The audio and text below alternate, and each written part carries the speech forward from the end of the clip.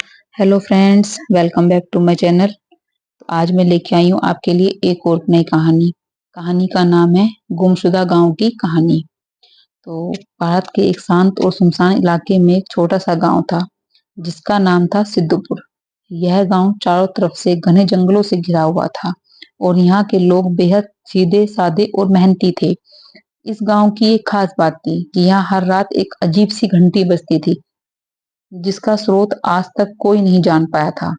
गांव के बच्चे इस घंटी की आवाज से बेहद डरते थे और हर रात जब यह बजती तो वे अपने माता पिता के पास जाकर छुप जाते। गांव के बुजुर्ग कहते थे कि यह घंटी गांव की रक्षा करती है, लेकिन असलियत क्या थी यह कोई नहीं जानता था।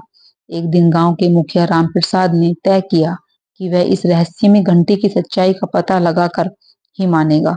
उसने गांव के सबसे बहादुर युवकों को इकट्ठा किया और जंगल की ओर चल पड़ा। रामप्रसाद और उसके साथी जब जंगल के गहरे हिस्से में पहुंचे तो उन्होंने देखा कि वहां एक पुराना और टूटा फूटा मंदिर था। मंदिर के अंदर एक प्राचीन घंटी लटकी हुई थी जो खुद पे खुद बज रही थी। रामप्रसाद ने अपने साथियों से कहा, हमें इस घंटी को बजने से रोकना होगा। शायद यही हमारे गांव की मुसीबतों का कारण है। लेकिन जैसे ही उन्होंने घंटी को छूने की कोशिश की, एक तेज रोशनी फैली और रामप्रसाद और उसके साथी बेहोश हो गए। जब वे होश में आए तो उन्होंने खुद को गांव से दूर एक अजनबी जगह पर पाया। वहां कोई भी घर या लोग नहीं थे, सिर्फ एक बड़ा सा पेड़ खड़ा था।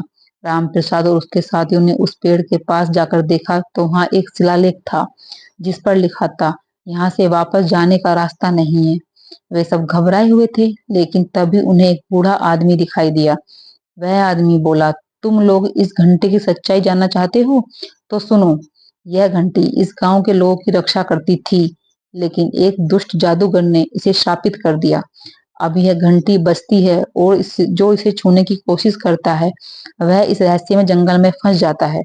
रामप्रसाद ने बूढ़े आदमी से पूछा, तो क्या हम यहाँ से कभी वापस नहीं जा सकते? बूढ़ा आदमी मुस्कुराया और बोला, एक ही रास्ता है। अगर तुम लोग इस उस जादूगर को हरा दो और घंटी को मुक्त कर दो तो तुम लोग यहाँ से वापस जा सकते हो। रामप्रसाद और उसके साथियों ने साहस दिखाते हुए उस जादूगर को ढूंढने का फैसला किया। उन्होंने बूढ़े आदमी से जादूगर के ठिकाने का पता पूछा और उसकी ओर बढ़ चले। रास्ते में उन्हें कई अजीब और खौफनाक जीवों का सामना करना पड़ा, लेकिन उन्होंने हार नहीं मानी और आखिरकार उस जादूगर के किले तक पहुंच गए। वहां एक भयंकर लड़ाई छिड़ गई। जादू ने अपनी सारी ताकत और जादू का इस्तेमाल किया, लेकिन रामप्रसाद और उसके साथियों ने अपनी साहस और एकता से उसे हरा दिया। जैसे ही जादूगर मरा, घंटी का श्राप टूट गया और वे सब वापस अपने गांव आ गए। गांव के लोग रामप्रसाद और उसके साथियों का स्वागत करते हुए बोले, तुम लोगों ने हमें एक बड़े संकट से बचा लिया। अब यह घंटी हमारे लिए सिर्फ एक साधारण घंटी है। रामप्रसाद मुस्कुराया और बोला, यह सब हमारी एकता और साहस का परिणाम है। इस तरह सिद्धपुर गांव एक बार फिर शांत और खुशहाल हो गया। गांव के लोग अब हर रात उस घंटी की आवाज सुनकर डरते नहीं थे, बल्कि उसे अपने साहस और एकता की निशानी मानते थे। Thank you.